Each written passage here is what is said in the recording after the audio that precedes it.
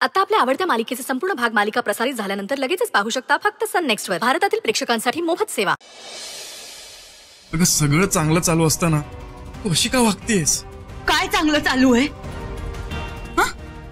नाही तुझं बरं सुरू आहे ना, मग मला माझं माझं जगू दे ना. तुझं माझं आपल्यात कधी सुरू झालं? तेव्हापासूनच, जेव्हापासून मी या केस मध्ये अडकले आणि तू काव्या बरोबर फिरत होतास.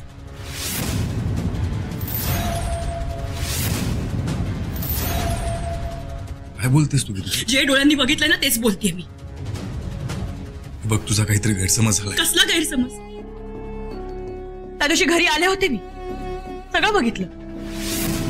कसे पाण्यात खेळत होता, तर असे होता की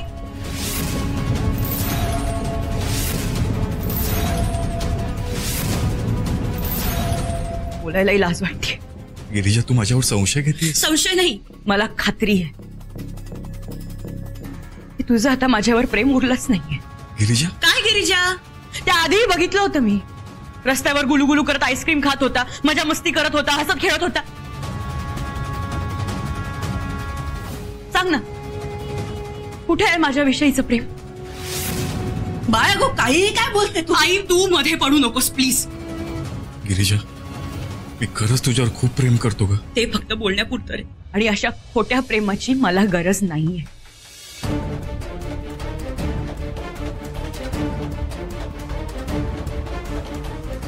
गिरिजा थांब.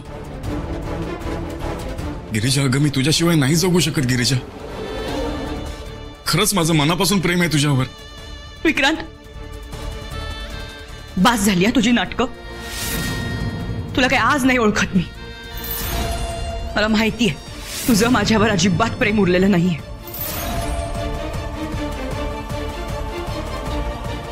असं नाहीये ग.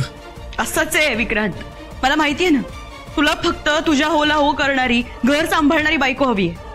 म्हणजे तू बाहेर काही करायला मोकळा नाही का?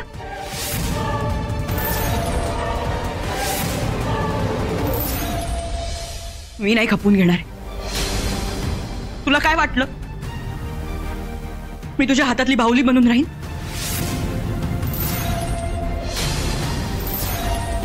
नाही जमणार मला. काय बोलतेस तू गिरिजा?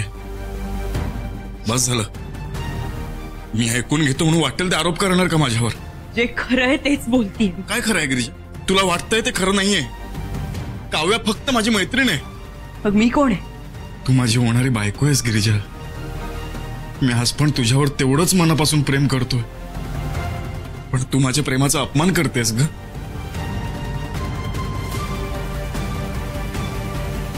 हे बघ गिरिजा, प्रत्येक गोष्टीला ना एक लिमिट असते, आणि आज तू लिमिट क्रॉस केलीस.